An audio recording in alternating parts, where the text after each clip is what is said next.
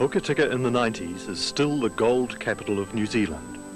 Now, 130 years after the gold rush, a prosperous Hokitika has a $12 million bridge, a $23 million milk powder factory, but sadly no hospital. At the Ross and Hokitika cemeteries, the young age on the headstones of the deceased bear a grim reminder of tragedies and sickness endured by the gold rush miners of the 1800s.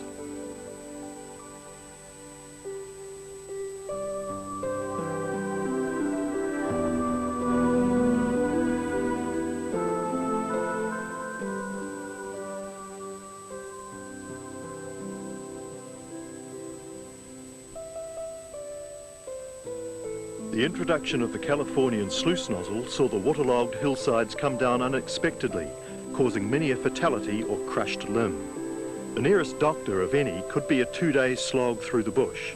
Sadly, some miners perished for the want of a doctor and hospital.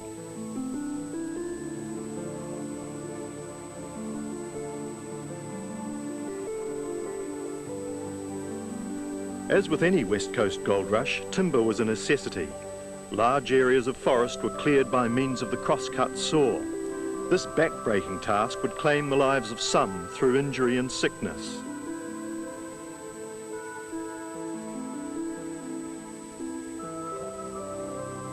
Hotels and taverns were well established in Hokitika before the goldfields capital gained its first permanent hospital. At the end of the day, miners would swap tall tales of the diggings over a pint of beer. In 1866, at a cost of £6,000, the first permanent Hokitika hospital was sited on a beautiful spot beside the waters of Mahinapur Creek. Accessible only by boat, the hospital's location was unacceptable. A new era for medical care in Hokitika began in December 1877 with the opening of the hospital on the hill, Westland Hospital, termed a building of the people.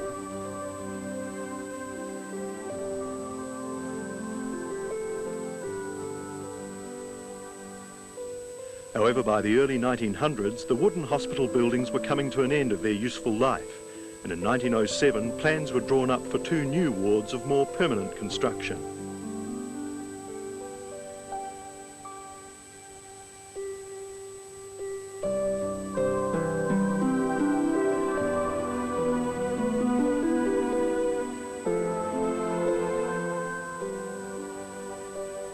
After a lot of deliberation and planning, 2 magnificent wards emerged.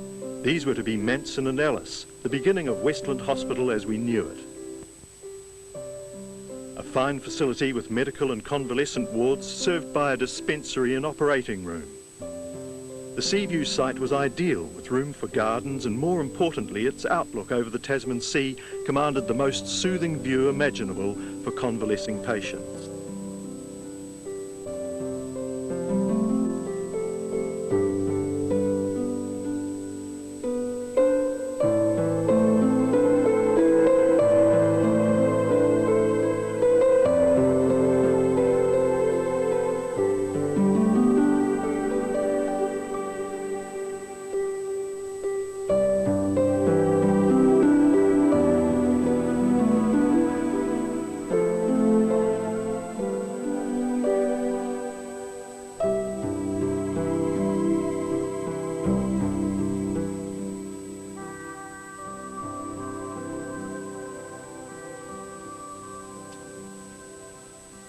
Miss Little, seen here with the nurses, would be matron from 1907 to 1922.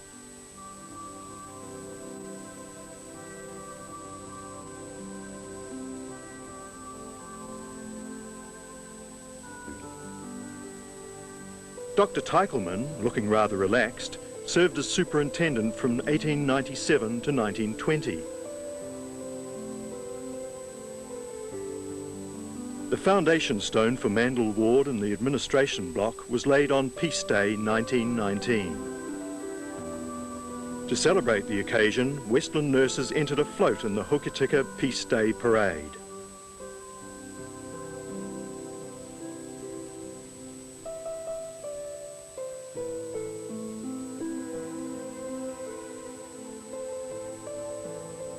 4 years later, the Westland Hospital redevelopment was complete with a brick and rough cast complex that would last another 66 years.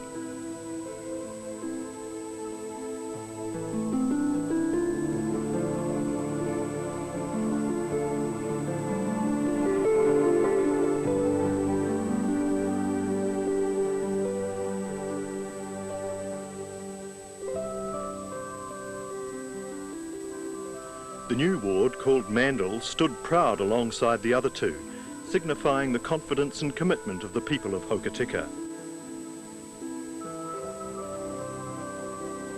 Mandel was to be a women's ward, while Ellis became men's surgical and Manson men's medical.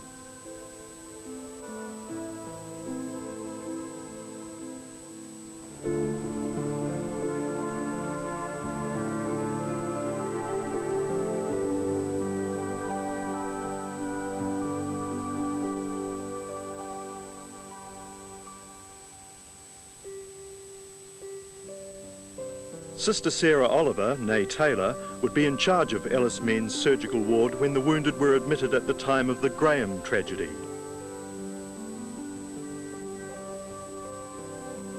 The hospital continued to grow with the completion of a new two-storied Butler Nurses' Home in 1937. The foundation stone had been laid in December the previous year by the Honourable Peter Fraser. For the nurses, the new home seemed to be sheer luxury, with upstairs being for sisters and senior nurses, while juniors were downstairs.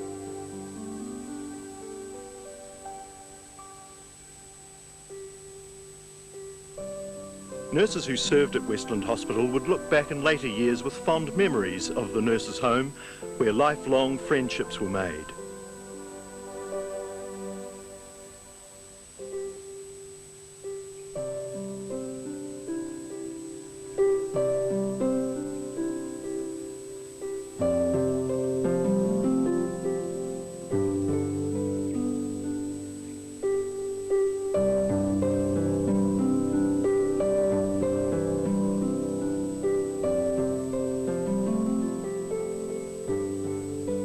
Whether it was graduation time or out to the batch at Lake Kanyeri.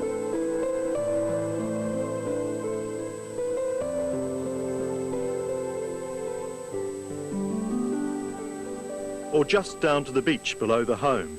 These were fun times that would never be forgotten.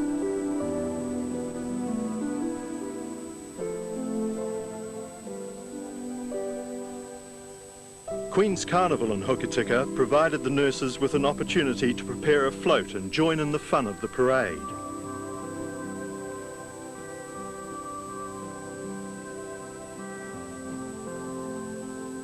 By now, Hokitika owned a fully fledged A-grade hospital equivalent to any of its size in New Zealand. The success of Westland Hospital was now evident, with nurses coming from all over the country to work or train here. Superintendent Dr. Basil Wilson, matron Miss Anderson, theatre Sister Airy and tutor sister Bet Gillespie were just some of the very dedicated team responsible for Westland Hospital achieving an A-grade status as a training school. Superintendent Dr. Basil Wilson, matron Miss Anderson.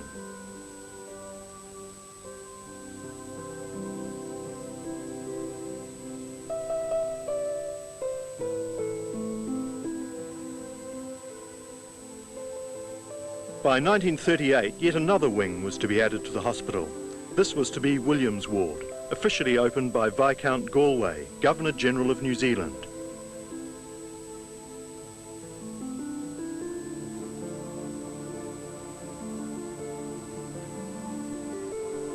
Williams Ward was built primarily as a children's ward, but eventually changed to an adults ward.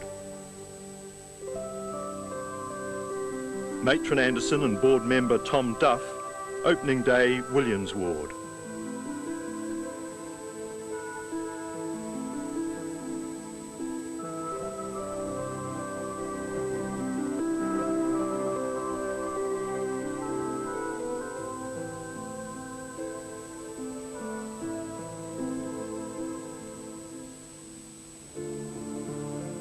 This 1941 photograph reveals Miss Ramsey to be the new matron. Pharmacist Tom Lee, second left, would in later years take up the position as hospital board chairman.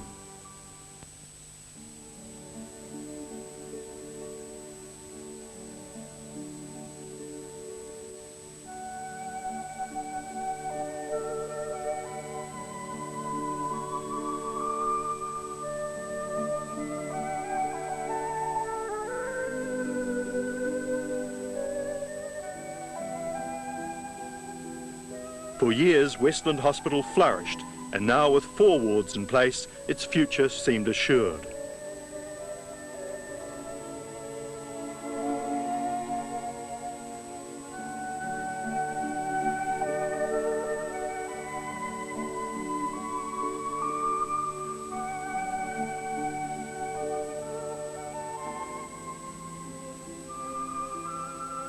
Ellis Ward was rebuilt as a maternity wing in 1963, taking over from the Hampton Street maternity home, which was destroyed by fire a couple of years previously. As well as being an anaesthetist for Westland Hospital, Dr. Alan Bryant was also the obstetrician for Ellis Ward. A quiet-spoken man, dedicated to his profession, Dr. Bryant gained the utmost respect from his fellow colleagues, nurses and patients, and could be seen arriving all hours of night and day for deliveries.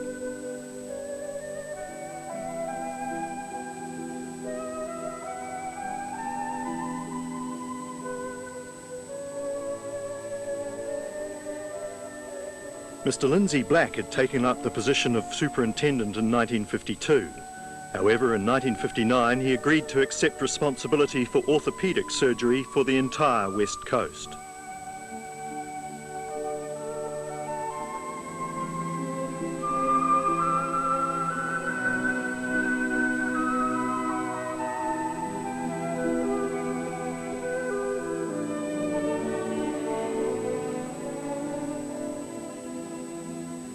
Westland Hospital could now be mainly orthopaedics with some geriatric care, although minor general surgery was occasionally performed by visiting Greymouth surgeons. Mr. Black had managed to prolong the life of Westland Hospital by specialising in orthopaedics.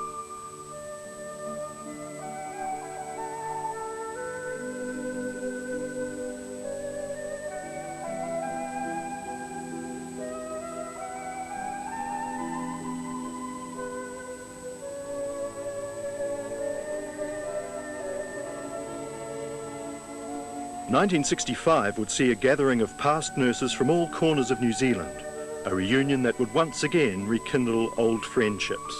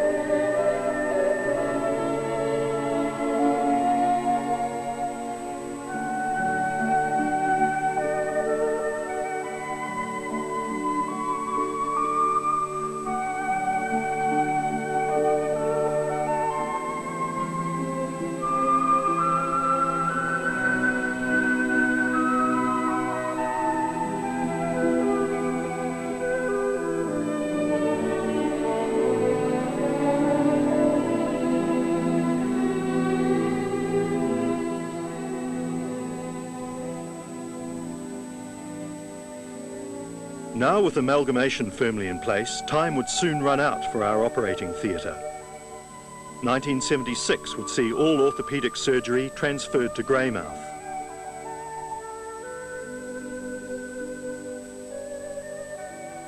The downward spiral picked up momentum over the next 15 years until Westland Hospital, once the pride of Hokitika, was reduced to a small convalescent and geriatric unit.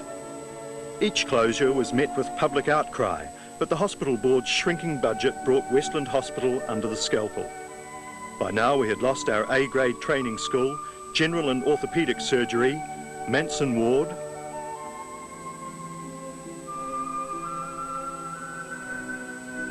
kitchen,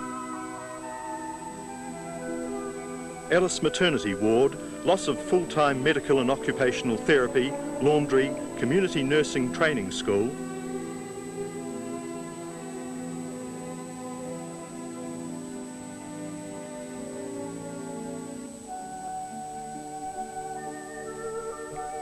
and conversion of nurses' home to a public hostel.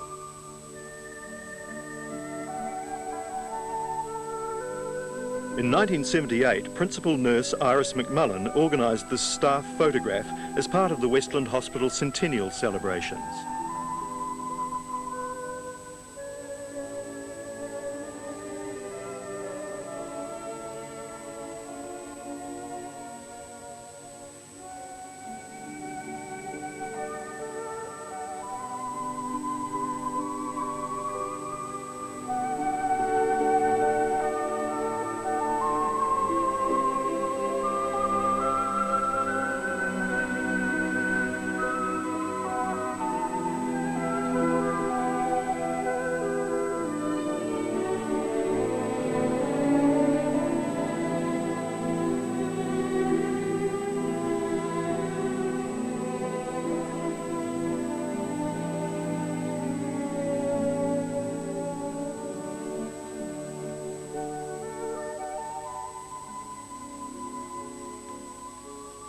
By far the largest public outcry came with the announcement in 1985 that Mandel Ward was to close. A Save the Hospital committee was immediately formed and a round-the-clock sit-in was put into action. Occupy and win was the strategy. Lasting 42 days, the Mandel Ward sit-in protest revealed that ordinary law-abiding citizens, including Mayor Henry Pearson, can come together and fight for a hospital which was rightfully theirs, despite the threat of arrest for trespass. 800 Hokitika people volunteered to occupy the hospital in protest to the proposed Mandel Ward closure.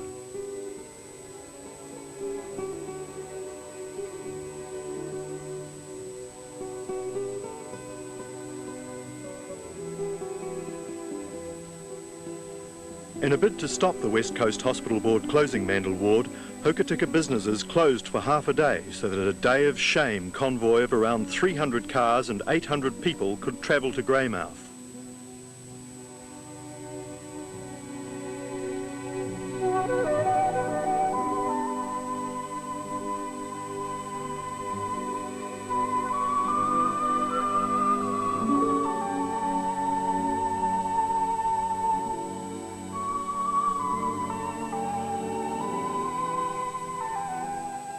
Led by Ross Overton, the angry protesters descended on Greymouth and gathered outside the West Coast Hospital Board office, hoping their submission would fall on sympathetic ears.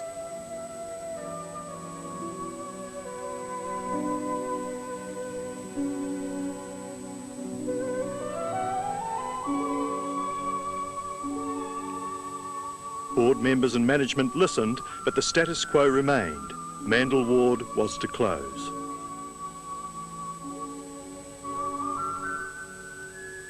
However, the people of Hokitika didn't give up continuing their round-the-clock sit-in at Mandel Ward. A breakthrough in the deadlock was reached with the decision by the West Coast Hospital Board to rehouse Mandel Ward patients in the Ellis maternity ward, which had been closed since 1982.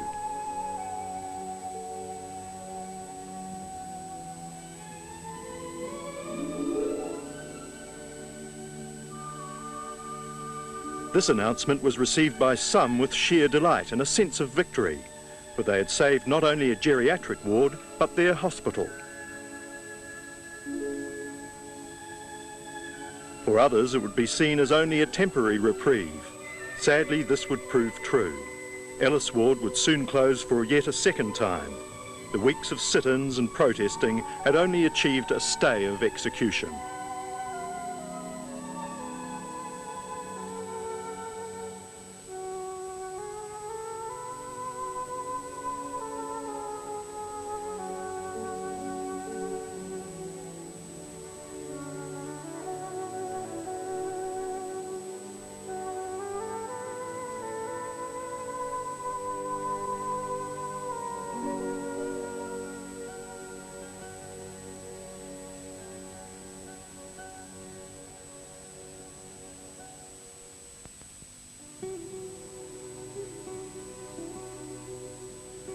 Now, with only Williams Ward left, any hope of Westland Hospital remaining open were now diminished.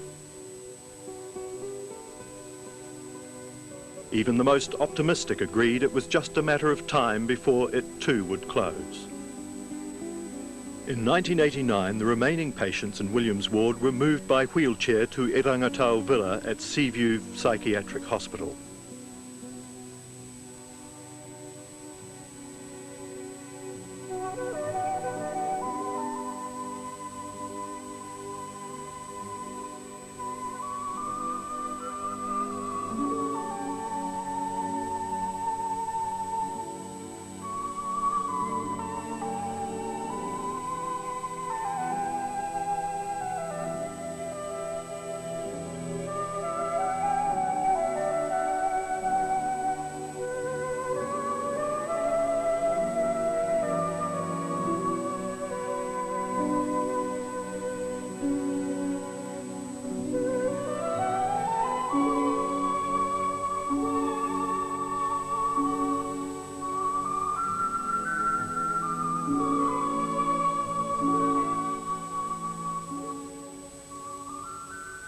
Now, sadly, with the battle lost, Westland Hospital, the building of the people, is abandoned to the memories and ghosts of a century and a quarter of faithful nursing.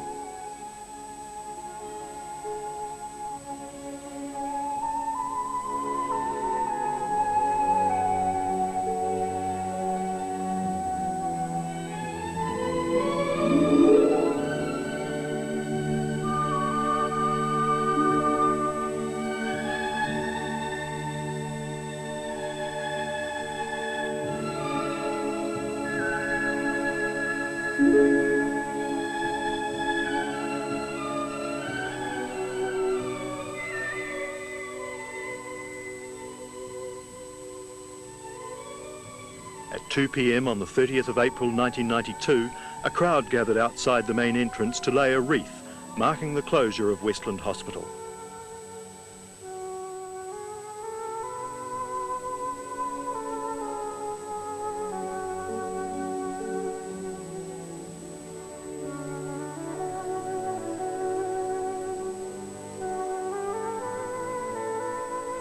It was indeed a sad day for Hokitika.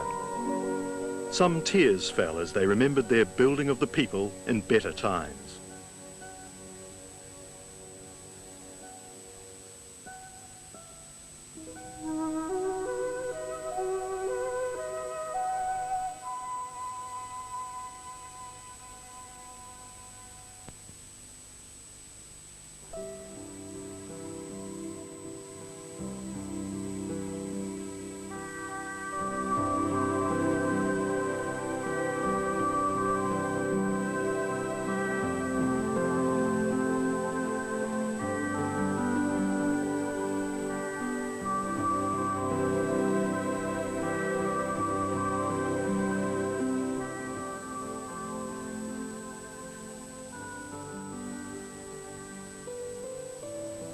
One final protest was to take place on Thursday, 20th of May 1993. Hokitika was again bitterly disappointed and angry at the newly formed CHE's decision to abolish the X-ray service promised to Hokitika in the new downtown health centre. Once again, the people of Hokitika took to the streets and marched in protest.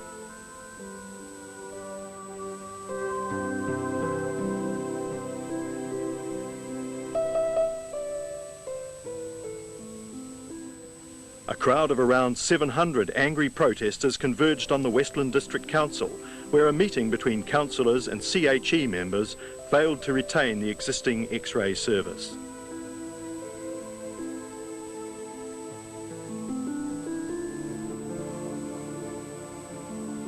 The demolition gang have arrived with trucks, bulldozers and diggers, and would only take but a few days to reduce this once proud hospital to a pile of rubble.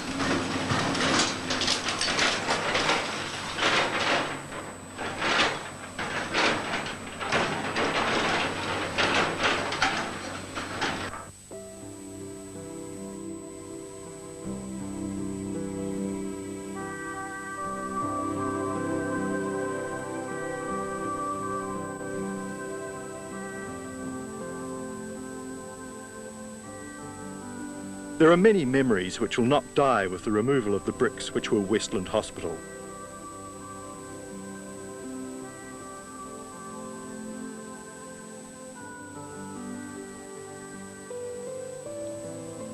Although exposed to the ravages of time, the old foot track to the hospital, known as Lover's Lane, still retains its beauty today.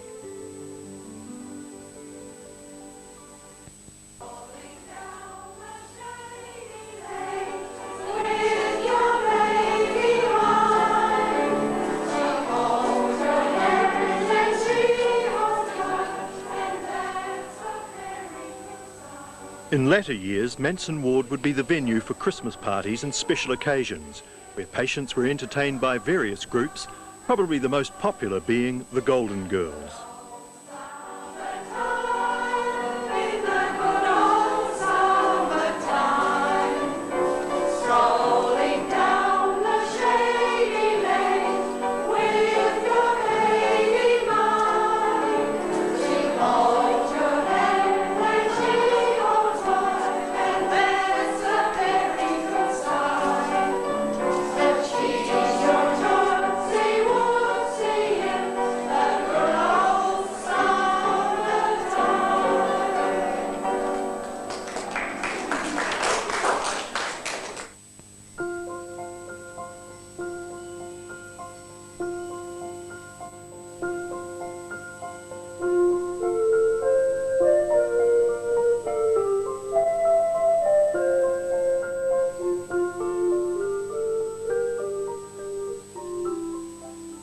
With our hospital now completely gone, our cherished memories are all we possess, and perhaps a few photographs to remind us of the wonderful times spent and shared with our closest of friends through good and sad times at Westland Hospital.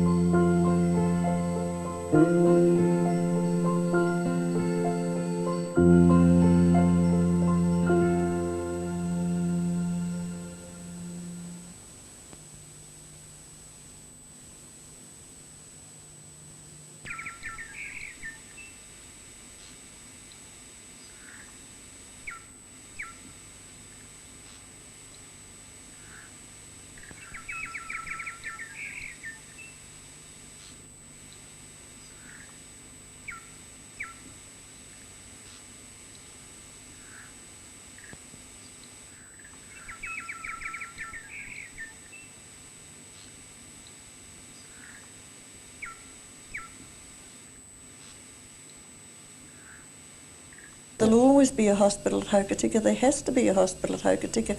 And I can state categorically right now the board has never considered no hospital at Hokitika.